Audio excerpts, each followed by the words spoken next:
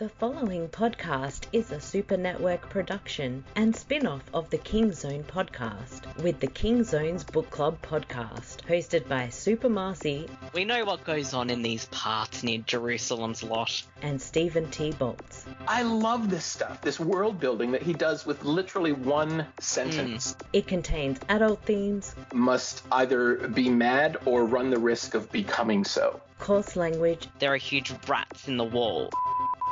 and potential spoilers. Spoiler alert. Prepare to take a deep dive into the literary works of Stephen King with us. Enjoy the show! Hello, everybody, and welcome back to the King Zone's Book Club podcast, the podcast where we talk about the literary works of one Stephen King, as spun off from the King Zone, where the discussion is on adaptations. I am your host, Super Marcey, and I'm joined by my lovely co-host, Stephen T. Boltz. Hello, how are you today? Hello, Marcy. I'm doing all right today. Doing well. We are here to talk about two short stories from Stephen King that have a very green and grassy theme. Is the grass always greener on the other side, or is it not? It's Stephen King. It is not.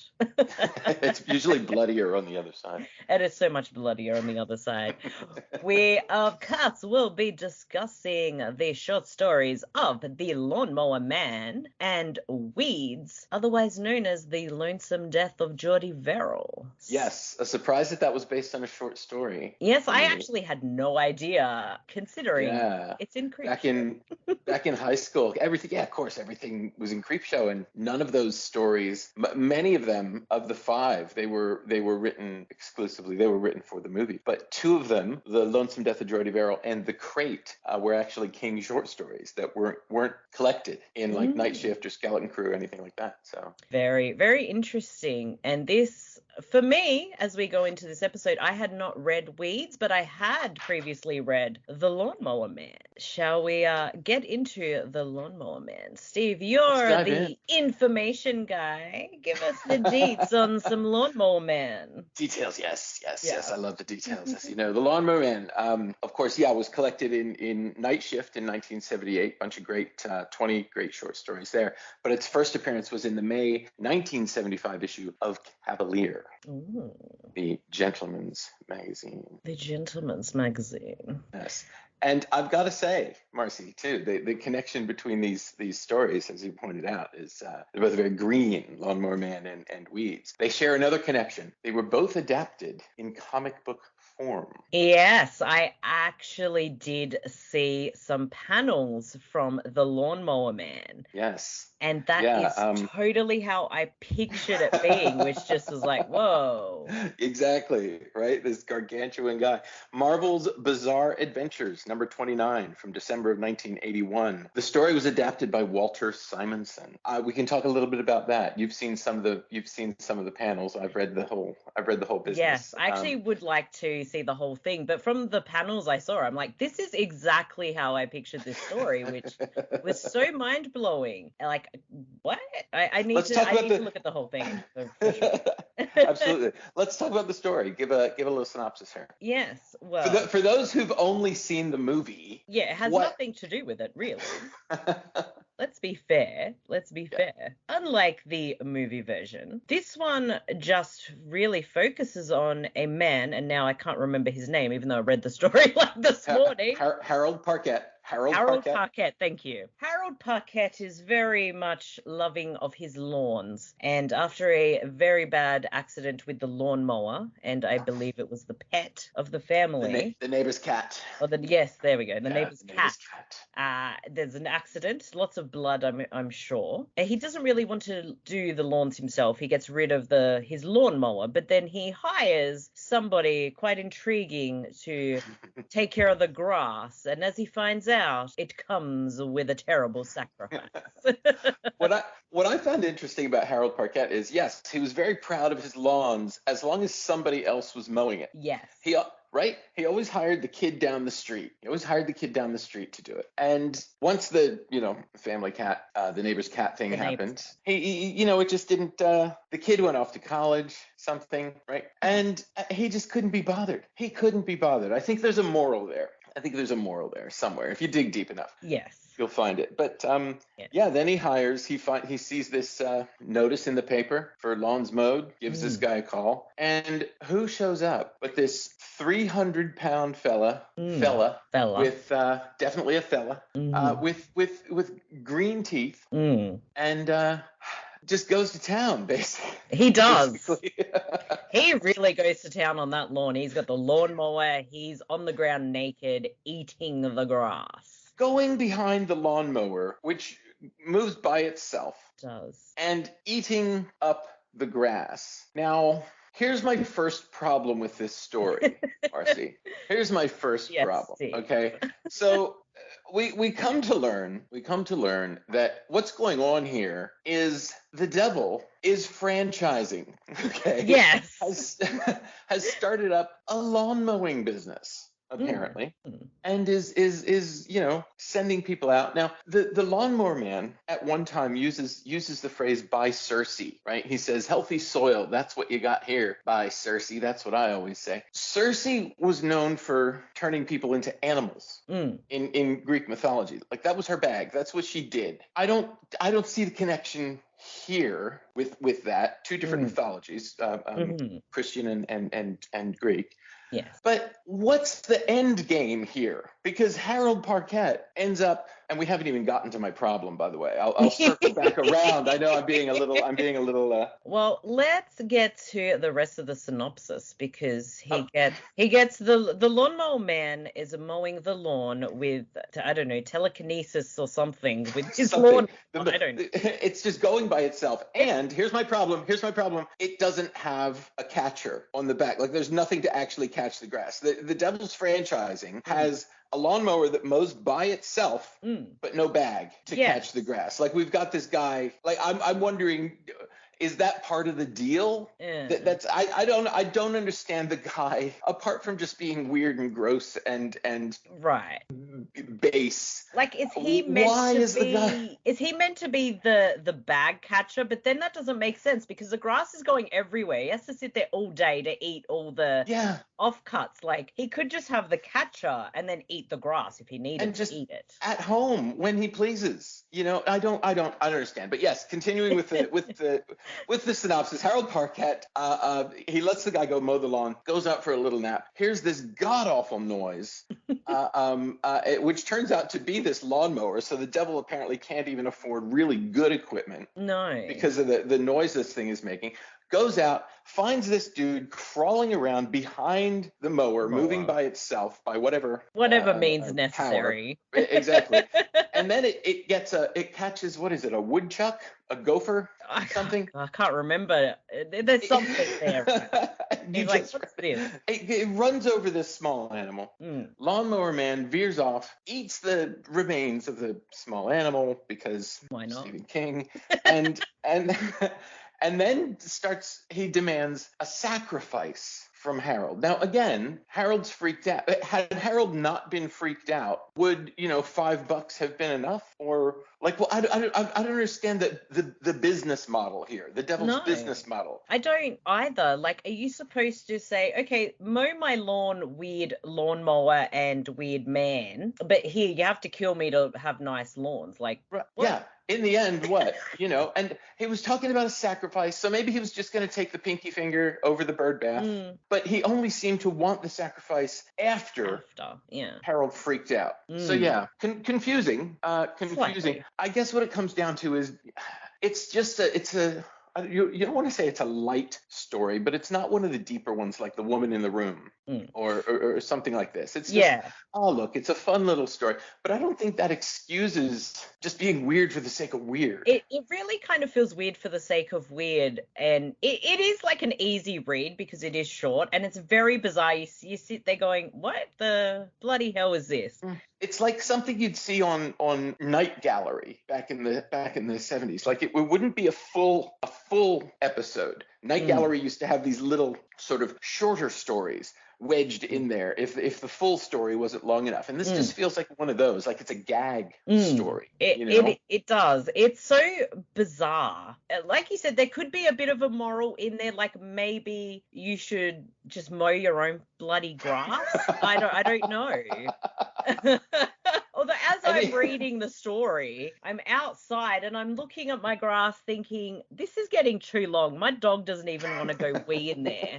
I don't want some weird 300-pound green-teethed man at my door because I am not capable of mowing my lawn. Exactly. I guess you make your bed, I guess, is the moral here. I don't know. Weird story.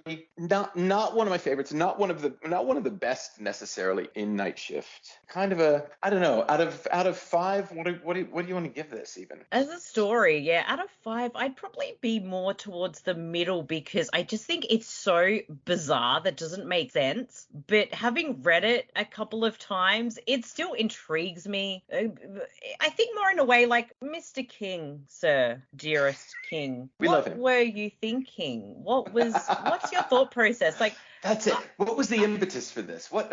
It just confuses me more than anything. As we are going to take this journey, and I'll be reading and discovering a lot more short stories that I haven't read before, I think in the scope of things, I probably will be very confused, but I don't know if I will be as confused as this one because it's just there. Yeah. It's just there. There it was. Exactly. Yeah. I don't know. Gotta give it like a 2.5. I would say, 2.5 out of 5 would be, I think, a fair rating on the scale. It's so leaning weird. towards 2. Yeah, it's so weird. Like, I think it's fairly decently written for King. But again, it's just so confusing. And then at the same time, I'm like, do I really want to go mow my lawn, or is my cat going to run outside when I do it? Now I don't. I'm going to live in the... Well, see, this is the horror that he's instilled in you now. This was exactly the point. Let's just back up for a second. Fairly well written for King. What are we talking about there? What are we saying? I mean, fairly well written. I mean, it's in the scope of what I've read of Stephen King. It is, you can read it and understand it, is where I was going. Okay, like, that's your baseline. That's your baseline. Okay. It could be so much worse, is what I was trying to get at. Like, he's a competent writer, obviously. I've backed you into a corner. I'm sorry. I'll let you out. I'll step back. I've found that this is actually, I'm going to hate myself for saying this, and many, many others are going to jump on that bandwagon as well, but it's actually fairly lazy because Harold Parkett doesn't seem to be a man who cares much about anything. Yeah. He seems, when he talks about his wife and his daughter, it's always in a derisive sort of tone. Not much affection there for his wife. He's always talking about his daughter, like parading these guys through the house. There just doesn't seem to be. I think it's one of those things where he's creating a character that we can't really get on side with. Right. So we're okay with when he dies in the end. We kind of, not that we want to see it, but that we go, all right, okay, that tracks. Yeah, I think so maybe it's not lazy King. Maybe that was exactly the point. Maybe that was the point, that he was just like, you know what, maybe I'm not being lazy. I'm sitting here, Mr. Stephen King, typing on my typewriter. This character, something bad's going to happen to him. Maybe you might think, the Lawnmower Man was right. He should have just sacrificed him to start with. Who knows? So, The Lawnmower Man, it is a bizarre story about grass. And my takeaway from this, honestly, I would like to just say, ask Stephen King, mate, what is up with the grass? Like, why are you so obsessed with grass? Do you find it scary? Do you not like green? There seemed to be a period there with these two stories. It was like, what's going on, Steve, with the grass? What's going on? Yeah, that's my takeaway from The Lawnmower Man. All right, very good. Which is a great lead-in. Is a great lead-in to the next story, Weeds. Weeds. Now, when we talk about weeds, we're not talking about marijuana weeds. We're not talking about the weeds that you pull out of your backyard before you mow the lawn. This is the weeds from outer space. Space weeds. Space weeds. This short story, as you mentioned, was not collected. No, this was published originally in also Cavalier, 1976, May 1976 issue of Cavalier was the first appearance, and as yet uncollected in a King compendium. Yeah, which I don't understand why. I mean, it's no better or worse than the Lawnmower Man. I will say, I guess I probably enjoyed Weeds slightly more because I don't know, it's just very bizarre. And Weeds is bizarre. Weeds is kind of this is going to sound weird too. Weeds is kind of sweet, you know? Like my first contact with this story was not even through the movie. But through the comic book, the adaptation. Yeah, I was like 11 years old or something, looking through the books in the bookstore, because that was my nerdvana at the time. Yeah, and mine too. Yeah, found this comic book and just flipping through this and just being blown away by. I didn't know. I wasn't even huge into comic books, so at the time I didn't know Bernie Wrightson from anyone, right? And found this story with among Father's Day, The Crate, Something to Tide You Over, which is a beautiful story, and They're Creeping Up on You was the lonesome death of Jordy Verrill, and a fantastic story about this lunkhead, he calls himself, this simple man, I think you could say, a simple man in the wilds of Maine. I think in Weeds it's New Hampshire, but in the comic and in the movie it's Maine. A meteor crashes down on his land. He thinks he's going to get rich off of it, but this stuff oozes out of it, and basically it's like a super fertilizer, and grass starts growing everywhere, including on poor Jordy. Yes. What I like actually in the story is how it kind of describes there's going to be like the fireworks, and Jordy always goes and sees them, but this time he doesn't, because the meteor crashes, and he looks at this, and in the background he's hearing the fireworks as this happens, and then he kind of touches it, I think, and he gets the blisters. Splits it open. Yeah. He splits it open. Yeah. And he goes and gets a bucket of water. Yes, he grabs a mop. Splits it open. He had touched it and gets blisters on his fingers. So while the bucket's filling up there, he's sucking on his fingers because they hurt. No good, There's a scene, I don't know if it was never shot or just simply deleted from the movie, where the bucket has a hole in it. So Jordy's standing there sucking on his fingers, and the water is just pouring out of the bucket. That sums up Jordy Verrill. Yeah, that just sums him up. Right? It does. He would have been fine actually if he just left it alone without any water, because as we find out as this continues, the water or fluids is what makes this thrive. Surely. And Jordy, as the story progresses, he's got the blisters, but then he realizes he's touched his face, and he starts getting a bit worried about what he's doing. He's sort of, I gotta go lie down, go to bed, wakes up like, I'm a green tree person now. What I really liked about this short story, and I know we don't necessarily want to talk about the movie, but I'll just go to the comic because it is the written word. Exactly. Jordy has sort of, you don't want to say visions, but he goes into his mind and imagines things. Like he imagines taking this meteor up to the college. And they offer him $50 for it, and he's like, no, Anita Verrill didn't raise no idiots, no less than 200, right? All he wants is $200 for his little meteor, right?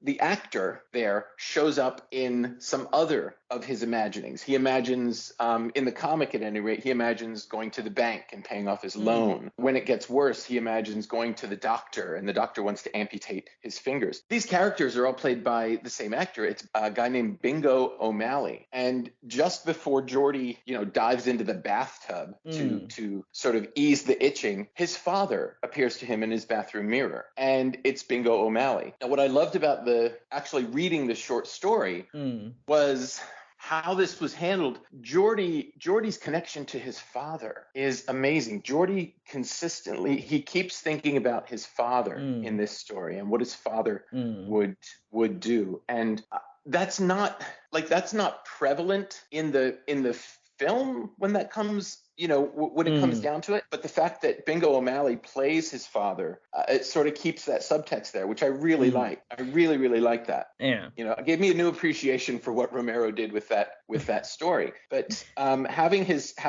father be a guiding force for him in this story was really something. And it's what makes Jordy Verrill even more tragic, because like I said, he's kind of sweet. He's kind of like he fixes cars and he sells wood. He's not a moneyed man, and he's never going to be because he doesn't have the means. He doesn't have the, mental capacity. He's self-aware of who he is, essentially, when you find that out. But you kind of, as you start reading it, you do kind of like Jordy Verrill. He's a non-threatening kind of person, but as you read the word, you're like, dude, don't do this. Why are you going to have a bar? Please. I know it itches, but dude, you're going to be a tree when you wake up. It's like, just don't do it, dude. Don't do it. Yeah. Come on, man. And that's what's different about this story, because you desperately don't want to see this happen to him. And it's going to. And there's no stopping this train from hitting the mountain, Yeah. And I think that's a key difference, because you actually kind of care for Jordy Verrill, where in the previous story I couldn't give two shits about what's his name, Harold. Yeah. I'm like, dude, mow your fucking grass. Take care of yourself. Exactly. Yeah. Perhaps they should, I don't know. Maybe Jordy and the Lawnmower Man should have got together at some point. Can you, I don't know that it could have helped Jordy, because he still is a giant tree person. Yeah. He could have trimmed the hedges. Please tell me that's not a metaphor. It really wasn't. I was actually picturing like him trying to just cut all the grass off him so he could see. Just one other thing here I wanted to mention is, and I would have never got this as a kid either, looking at the comic, but Bernie Wrightson, of course, created Swamp Thing, and to be able to illustrate Jordy Verrill as well, another giant plant life person, I thought was pretty cool. Actually, I have to say, I did have like images of Swamp Thing in my mind as I was reading this. Oh, there you go. And I was thinking, I don't know why, but this is what I'm kind of thinking. But there you go. Yeah. Overall, I think that I preferred this story to The Lawnmower Man. Yeah. I think it's actually well written, and it develops at a good pace as far as a short story goes. And I wasn't left kind of thinking, why? It's more like, Jordy, don't do this. Oh, what are you doing? Yeah. Well, there was no why. There was no why. This came down from the heavens. This is another one we talked about with Jerusalem's Lot being inspired by H.P. Lovecraft. This is another one inspired by H.P. Lovecraft, The Color Out of Space. The Color Out of Space, which I was also thinking about. It is the grin out of space. The very specific color. You've got that going on. I think it's just a much better story. Like, if you're going to compare apples to oranges, I think it is. It's a much better story. I enjoyed reading this one again, because I haven't seen it in years, but I enjoyed reading this one again. I thought this was fun. Yeah, this was a first time that I'd read it, so I read it twice in prep to discuss it, and I actually really liked it. And because I have seen Creepshow, so I'm familiar with that short segment, which I really like. I will say I did laugh because the short story does say media shit, and that is the most famous line from Creepshow. Seriously, media and the way shit. Stephen King as Jordy Verrill delivering that line, that's always that one always gets a laugh. I did picture Stephen King as Jordy Verrill because of that. Oh, you can't not. Everything else I had had my own views, but Jordy Verrill was still Stephen King. Whereas in my mind, it wasn't the short story playing out. It was just this whole new thing in my head, but he was Jordy Verrill. Yeah. And I think that's kind of perfect. But I'm actually thrilled that you suggested this double for me to reread Lawnmower Man, but to discover and read Weeds as well. So it's very interesting. And they both do, because of those weird grass green themes, they actually go really well together as kind of a double. Yeah. And you potentially could find, I guess, the Dollar Baby short of the Lawnmower Man, because that is accurate to the story. And like what's DeLuca's, the Lonesome Death of Jordy Verrill would go well also. Yeah, nice little double for an evening. Yeah. No, I give this a 3.5. I thought this was solid. Yeah, me too. Actually, our scores are on par. Yeah. There's no arguments here. I don't know what to do. Yeah, we're not arguing, nothing. We're like, yeah, this is fucking, yeah, blah, blah, blah. Oh, this is gonna be a very convivial podcast. I can see. Well, the point is, like, you're going to reread stories, and for me, it's mostly a discovery with the occasional reread, and it's fascinating because, I love Stephen King. This is a spin-off podcast that I've done. Yet I have, in this grand scape of how much he's written, I've read not a lot, and I need to. I've wanted to my whole life, and now I'm like, this is my excuse. I'm doing it. Let's go. Gonna do it. But awesome. Yes, happy to be on this journey with you, Marcey. Thank you. This is what friends are for. We go on Stephen King journeys together. But 3.5 for Weeds out of 5. I am not touching any media shit from outer space. Nor will I color that. Always a good call. Always a good call. And now I'm going to go call the Lawnmower Man because my lawns need doing. Again, not a metaphor. I don't want to call the right one, the wrong one. Yeah, it's not a metaphor at all. This ain't After Dark. None of that here. Oh, geez. But one other thing I wanted to add, like when we started like developing this idea for doing this show, I don't think I realized that Weeds was a story from that movie, but also it has not been collected in anything. Like, it's not in a collected work. So that was sort of mind blowing. And there are a lot of stories that haven't been collected. They've been put out in magazines, and they don't get picked up for the collections for one reason or another. Not that they're better or worse, they're just not chosen. This one's definitely very worthy, and I guess when we continue our journey in the next episode, we will have probably another double of connection with our stories. So. Yeah, we'll hope to find another another connection. That's going to get tougher as we go on, of course. But I do. Yeah, we'll have some interesting connection for the next one. Sure. We will absolutely. It's going to come down to it's stories, and they both have characters named Bill or something like that. Like episode 9, we're just going to be really. It'll be the loosest connection possible. But as long as kind of thematically maybe they're similar, not necessarily it's based on this or that, but it'll be very interesting. And I'm really glad to have read Weed. And I think this wraps us up actually for our I believe so. Not much more to say at this point. Yeah, there's so much more to add. I mean, if you haven't read Weeds, by all means try track it down and read Weeds. And if you're only familiar with the Lawnmower Man film, absolutely go read the short story because it is so different. It's got nothing to do with the movie. We all know that deal. But again, while we sort of said, it's maybe 2.5 out of 5 kind of quality, like just read it just to see, like this attention. Yeah, for sure. Absolutely. But always a pleasure to discuss Stephen King with my lovely co-host. Thank you kindly once again for taking this journey with me. And of course, people can find the Book Zone podcast along with the King Zone at supermarcey.com, and just look us up on your podcast players because we will be there. And if you want to talk Stephen King with me, I'm always on Twitter at supermarcey and happy to discuss. Absolutely. And Steve, you are not on Twitter because you have a brain. I had been on Twitter and eventually just didn't care. So yeah, I let that one go. I've been a Twitter hound for so long. I've perfected it to goodness, and the second I mention Stephen King, my Twitter feed is just full of Stephen King. I'm in heaven. It's great. Oh, there you go. Well, that's what I should have done, I suppose. Yeah, they've done this whole thing. But anyway, Stephen King, write a story about the weirdness of Twitter. I would enjoy that. I don't know. But yes, hopefully we will be back in a month or 6 weeks or so with more short stories to take a little deep dive into of Mr. Stephen King. Once again, thank you, Stephen, and thank you to me. Thank you, Marcy. See you next time on the Book Club.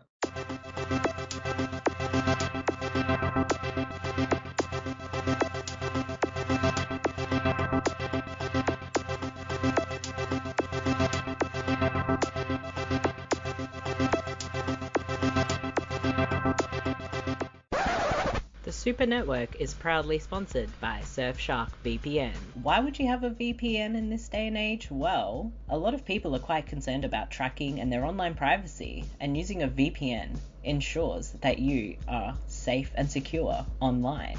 Surfshark VPN provides a lot of extra added layers of security, as well as ad blocker and a kill switch if your information is ever compromised. A great bonus feature with having Surfshark is something is not available on your streaming service in your country. You just pop on that Surfshark VPN and you can probably find so much more streaming in different countries. If you want to find something like Masters of Horror, it is available on Tubi, so just select the correct country and you'll be able to watch such a great and fantastic show.